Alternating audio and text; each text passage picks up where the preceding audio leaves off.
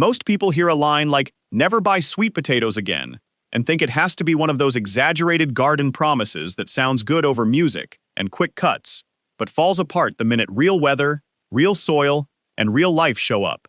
And honestly, that reaction makes sense, because a lot of folks have tried growing something from the grocery store and ended up with a jar of murky water on the windowsill, a sad vine, and nothing worth digging by fall. But sweet potatoes are one of those rare crops where one good root really can become many, if you understand what you are actually growing and stop treating it like an ordinary potato. That is the first correction that changes everything. You do not plant a sweet potato the way you plant a potato. You do not cut it into chunks, bury the pieces, and wait for a miracle. A sweet potato is a storage root. What you want from it is not seed pieces. What you want is slips. New shoots. Living starts that rise off that root themselves, and then go on to make a whole new crop underground. Once that clicks, the whole idea stops sounding like a gimmick and starts sounding like old practical sense. One root becomes many plants. Many plants become a bed. A bed becomes baskets, boxes, shelves, suppers, pies, casseroles, roasted wedges, and enough food sitting in cure and storage that you stop grabbing a plastic bag from the store every week out of habit. And that is what makes this such a satisfying crop for self-reliant people. Sweet potatoes are not just productive. They feel like abundance. You start with something humble enough to hold in one hand, and by the end of the season, you can be kneeling in warm dirt, lifting clumps of red or copper skin from the ground like buried treasure. But only if you get the beginning right. That is where most people lose the game before summer even starts. They begin too cold, too late, too wet, too shaded, or with the wrong expectation entirely. So let us walk through this from the root up, plain and practical, the way you would want somebody to explain it if they were standing beside your porch with a sweet potato in one hand and a planting bed in the other. Start with the root itself.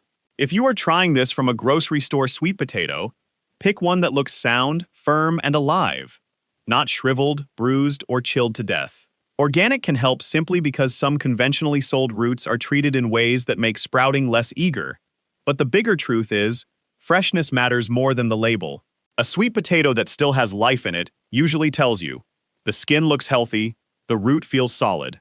It does not have that tired look of something that has spent too long forgotten in a back bin. And if you have access to slips or seed stock from a local grower, so much the better. Local varieties often teach you faster because they have already proven they can handle your general climate. But if all you have is one decent store-bought sweet potato, that is still enough to begin.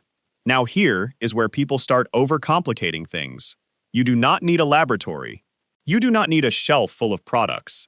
You do not need to turn your kitchen into a hydroponic experiment that looks like it belongs in a school science fair from 1987.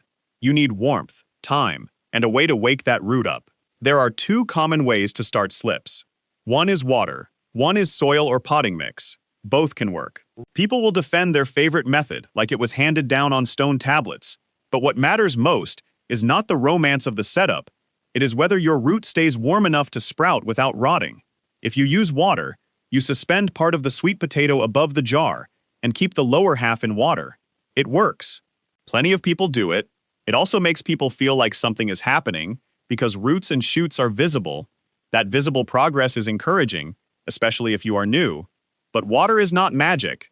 A cool jar on a dim windowsill can sit there a long time doing very little, except growing your impatience. If you use moist potting mix, nestle the sweet potato partly into the mix, keep it warm, and let the slips push up naturally. This often gives sturdier starts in my experience, though not everyone agrees, and that is fine. The method matters less than the conditions. Sweet potatoes want warmth, real warmth, not a chilly room with occasional sun. Think spring coming on strong. Think the top of a refrigerator, a warm room, a seed-starting area, somewhere that does not dip into the sort of cold that makes a sweet potato sulk. That one detail separates a lot of success from failure. People love to fiddle with technique when the real problem is temperature. If your root sits cold, it can rot before it decides to grow. If it stays warm, it usually wakes up. And when it does, the first little shoots are more exciting than they have any right to be. You look at that one plain root, and suddenly there are green tips pushing out, then lengthening, then turning into vines with leaves. That is the moment the idea becomes believable. Now do not rush them. A common mistake is snapping off tiny slips too early, because you are eager to get plants going. Let them grow several inches. Let them have enough stem to handle being removed. You want a slip that looks like it has some strength to it, not a threadbare little sprig that is all hope and no body. When the slips are long enough, twist or pull them gently from the mother root. Then you have a choice. You can root them in water for a short while, or sometimes plant them directly into warm soil if your season and conditions are right. Many people like to root them first because it gives a reliable start and helps ease the transition. Put the lower part of the slip in water, and within days, you often see roots beginning to form. This is one of the beautiful things about sweet potatoes. Once they are awake, they want to multiply. One root can give you several slips, sometimes a lot more than several, and if you handle those slips carefully, some of them can keep producing more cuttings as the season goes on. That is when the math starts getting interesting. Not fantasy math, garden math, the kind that can actually feed a household. But the crop is made in the bed, not in the jar. The jar is just the opening chapter. Where sweet potatoes really test you is in whether you understand their appetite for heat, loose ground, and patience. If you rush them into cold soil, they stall. If you stuff them into heavy, wet ground, they struggle. If you feed them too much nitrogen, they may give you a jungle on top and very little worth digging below. That last one catches people by surprise. They see big green vines and assume a huge harvest is coming. Sometimes all those vines are a false promise. Sweet potatoes do not need rich, pampered, overfed conditions the way beginners often imagine. Too much fertility, especially the leafy kind, can push growth in the wrong direction. You want reasonably fertile soil, yes, but not a bed so loaded with fresh manure or nitrogen-heavy amendments that the plants put all their ambition into leaves. Loose soil matters more than luxurious soil. Warmth matters more than fussing. Space matters more than crowding them into a corner, because they seem small at planting time. And they do seem small at planting time. That is another trick of this crop. A rooted slip in your hand does not look like much. A few leaves, a soft stem, something you could almost overlook if you did not know what it becomes. Then summer gets hold of it. The vines start moving. The bed begins to fill. Suddenly, that modest little start is spreading with confidence, and underground the plant is deciding where to swell those storage roots that made the whole enterprise worth starting. Timing matters here. Do not plant sweet potato slips outdoors until the soil has truly warmed and the danger of cold nights is behind you. Not barely behind you, truly behind you. These are not peas. They are not onions. They are not impressed by your optimism in chilly ground. If you plant them early, just because the calendar nags you, you may lose time instead of gaining it. There is a kind of discipline in waiting for warm weather crops that many gardeners learn the hard way. You feel behind while you are waiting, but once the weather finally suits them, they move faster than you expect. So plant late enough to please the crop, not early enough to soothe your nerves. When you do plant, bury the rooted portion and enough stem to anchor the slip well, leaving the top growth above ground. Water them in. Shade them for a day or two if the sun is fierce and they seem wilted. Some transplant sulking is normal. Do not panic the first time they look a little tired. A healthy slip can look dramatic for a short while, and then settle in just fine once its roots take hold. Spacing matters more than people think. If you crowd them, you make digging harder and sizing less reliable. Give them room to run. Raised beds can work beautifully because the soil is loose and warms faster. Traditional rows work too. Mounded ridges can help in heavy ground, especially where drainage is a concern. This is one of those crops that rewards you for thinking about the digging day before you ever plant. If the ground is hard as fired brick by autumn, you will remember every shortcut you took in spring. Now let us talk about water, because this is another place where people swing between neglect and smothering. Sweet potatoes need steady moisture while they are getting established. They are making roots, reaching, settling, building the system that will support the crop. Drought during that stage can stunt them, but constantly soggy soil invites trouble and encourages weak growth. Once the vines are running and the plants are established, they can handle more toughness than many garden vegetables, though long dry spells can still reduce the harvest. The aim is not to keep the bed wet. The aim is to keep the plants moving. That is a useful way to think about a lot of crops, actually. Not wet, not dry, moving. Mulch can help, especially once the soil has warmed. It holds moisture, moderates swings, and keeps weeds from stealing the head. Start your slips worked so hard to gain, but do not pile on a cold, thick blanket too early in spring and expect warm, loving roots to thank you for it. Timing again. Warm the bed first. Then help it hold what it has. Now here is a question that divides gardeners every season. Should you lift and reposition sweet potato vines as they spread, or let them root where they touch? People have strong opinions about this. In some gardens, vines rooting along the nodes may siphon energy into extra rooting instead of swelling the main harvest where you want it. In other gardens, folks barely touch the plants and still get fine yields. Soil, climate, length of season, and variety all play a role. If you are trying to maximize larger roots at the base, many growers prefer to keep the main planting area doing the real work rather than letting the vines anchor all over creation. That does not mean you need to patrol the patch with military severity. It means pay attention.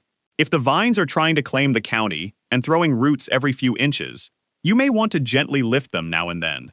If your season is shorter and the plants are just trying to get enough momentum to give you anything at all, constant meddling may not be the hill to die on. This is where gardening stops being about universal slogans and becomes about watching your own ground. Sweet potatoes teach that well. They also teach patience in a way few fast crops do. You can pull a radish and know where you stand in a month. Sweet potatoes ask you to invest a whole season before the real answer comes out of the dirt. All summer, the crop is mostly a matter of faith, foliage, and restraint. The vines cover, the leaves thicken, the patch looks prosperous. But what is happening below the surface stays hidden until digging time. And because it stays hidden, people get itchy. They want to peek early. They want to dig one side just to check. They want reassurance. Sometimes that is fine late in the season if you are careful, but every needless disturbance is still disturbance. Better to learn the broad signs. Healthy vines, adequate growing time, warmth, a season moving toward completion. Sweet potatoes are not a crop for the person who needs constant visible proof. They are a crop for the person who can do the work, read the season, and let the plant finish its sentence. The other mistake people make is assuming all sweet potatoes need exactly the same amount of time. Some are earlier, some are later. Some suit northern growers better. Some really shine where summer lingers, and heat piles up day after day. If you can choose a variety suited to your region, do it. That one choice can turn a discouraging experiment into a repeatable harvest. But even if you do not know the variety because you started with one from the store, the lesson is still the same. Give the crop as much warmth and uninterrupted growing time as your season honestly offers. Do not sabotage the harvest by planting late and then expecting southern abundance out of a short northern finish. At the same time, do not assume you cannot grow any just because you do not live in a postcard version of the South. Plenty of gardeners outside classic sweet potato country manage respectable harvests by choosing wisely, warming the soil, and not losing precious weeks at the beginning. That first month matters a great deal. Weak starts echo all season. Strong starts do too. And if a slip fails early, replace it quickly if you can. Do not leave gaps because you feel sentimental about the plant struggling there. Sentiment does not fill the cellar. A healthy replacement started on time can outperform a half-dead survivor that never really recovers. Weed pressure matters as well, especially while the plants are young. Once sweet potatoes take off, they can shade a fair bit of ground themselves. But early on, weeds are real thieves. They steal warmth, water, light, and nutrients before the vines have a chance to claim the space. Clean starts pay. A neglected bed in the first part of the season often means lower yields later, no matter how hopeful the foliage looks by midsummer. And here is something worth saying plainly, because it saves disappointment. Not every harvest comes out in giant picture book roots. Sometimes you get a mix. Some large, some hand-sized, some small but perfectly usable. That is still success, especially if you started with one root and a bit of curiosity. A bucket of mixed sweet potatoes from your own ground is not failure because it does not match a catalog fantasy. It is food. Real food, good food. And the smaller ones often make the best seed roots for next year if they store well. That is where the cycle gets beautiful. You stop thinking in single seasons. This year's harvest becomes next year's starting stock. One sweet potato becomes many. Many become enough. Enough becomes continuity. That is a very different feeling from buying a bag, eating a bag, and beginning from zero again. Now let us talk about digging, because the harvest can be lost at the finish if you get careless. Sweet potatoes bruise more easily than some people expect.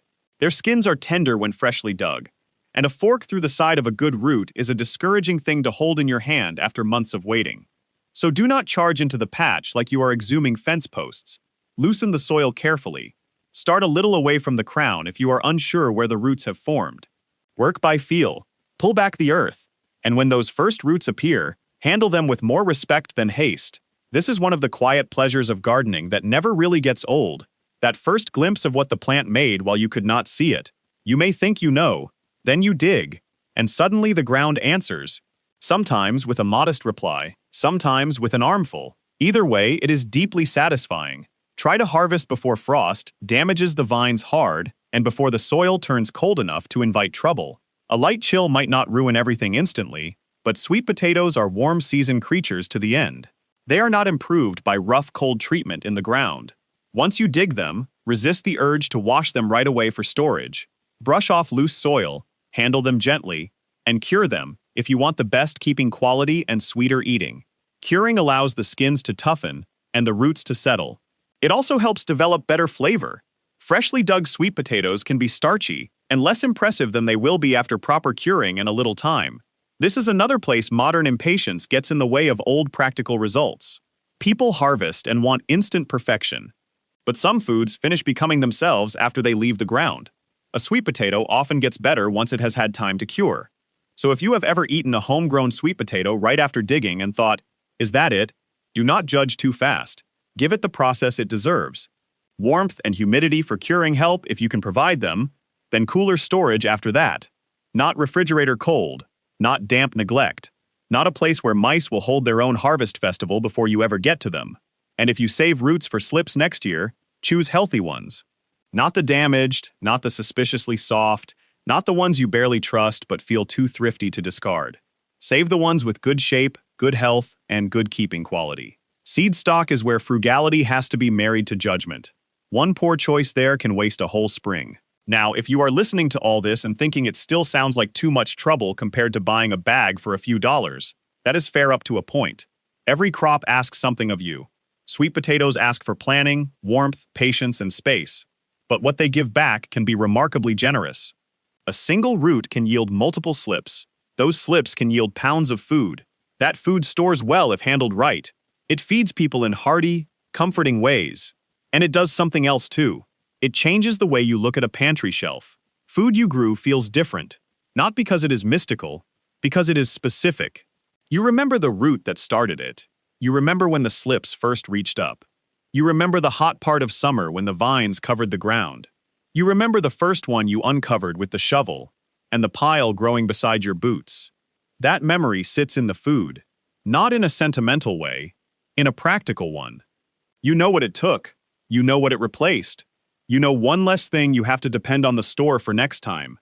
That matters more than people think, especially now, when so many people are tired of paying more for less, tired of brittle supply chains, tired of being told self-reliance is too hard for ordinary households. Growing sweet potatoes from one root will not solve every problem in the world, but it does solve one very real problem in a very old-fashioned way. It teaches multiplication. It teaches carryover. It teaches that some of the most useful abundance starts small and ordinary. That lesson belongs in more than the garden, and maybe that is why sweet potatoes win people over so completely once they have a good year with them. They are not flashy. The plant does not look like luxury. The starting point is almost laughably plain. One root, maybe a little crooked, maybe already sprouting in the basket. Nothing about it screams huge harvest. Then the season works on it, and by the end, you are hauling in dinner after dinner from something most people would have peeled without a second thought. That is the kind of crop that stays with a person. And one more practical thing, especially for people growing in smaller spaces. Do not assume you need a big field to make this worthwhile. Sweet potatoes can do well in raised beds, wide grow bags, and other loose, warm containers if you give them enough soil depth and enough room for the roots to form. What they hate is cramped, cold, stubborn ground.